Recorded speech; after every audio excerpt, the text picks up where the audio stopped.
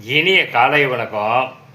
இந்த வீடியோ என்னை போன்ற ஒருபட இயக்குனர்கள், இணை இயக்குனர்கள், துணை இயக்குனர்கள் இவர்களுக்கான உரை. ஐயா, நல்லா தெளிவாயிடுங்க. நாம் யாருமே நிஜத்தில் வாழறதில்லை, யதார்த்தத்தில் வாழறதில்லை.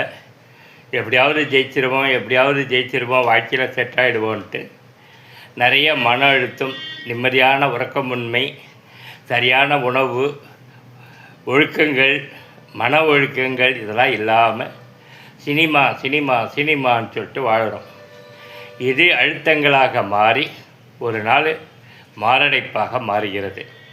செத்துட்டா பரவாயில்ல, சாகாமல் பைபாஸ் சர்ஜரி, ஆஞ்சியோபிளாஸ்டி இப்படியான சிகிச்சைகளுக்கெல்லாம் போச்சுன்னா 5 லட்சம் 10 லட்சம்னு செலவு வரும், உடலும் கெடும். இதை அனுபவித்து கடந்து வந்தவன் தான் நான்.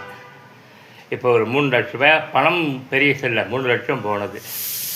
சரி, என்னுடைய வயது 62. நாமெல்லாம் ஒரு யதார்த்தம் புரிஞ்சிக்கிறது இல்லை.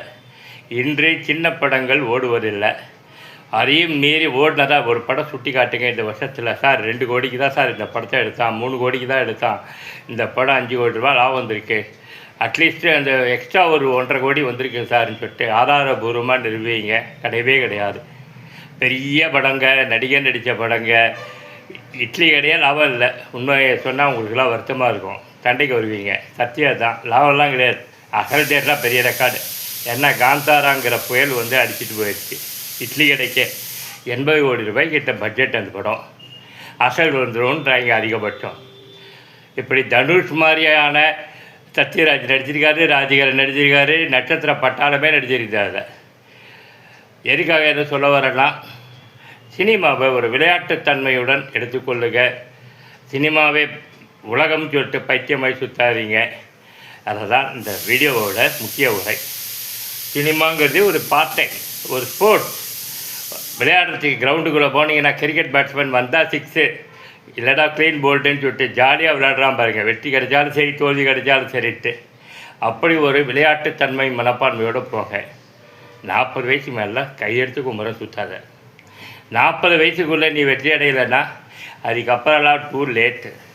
ஜென்ரேஷன் மாறிக்கிட்டே இருக்கும். உடனே இம்மிடியேட்டாக ஜம்ப் ஆகி வேறு ஃபீல்டுக்கு போயிட்டு குடும்பம், ஃபேமிலின்னு சொல்லிட்டு செட்டில் ஆகப்பார். சினிமாவையே நம்பிட்டுருக்காது. நான்லாம் அந்த பண்ண தவறுகள் அதுதான்.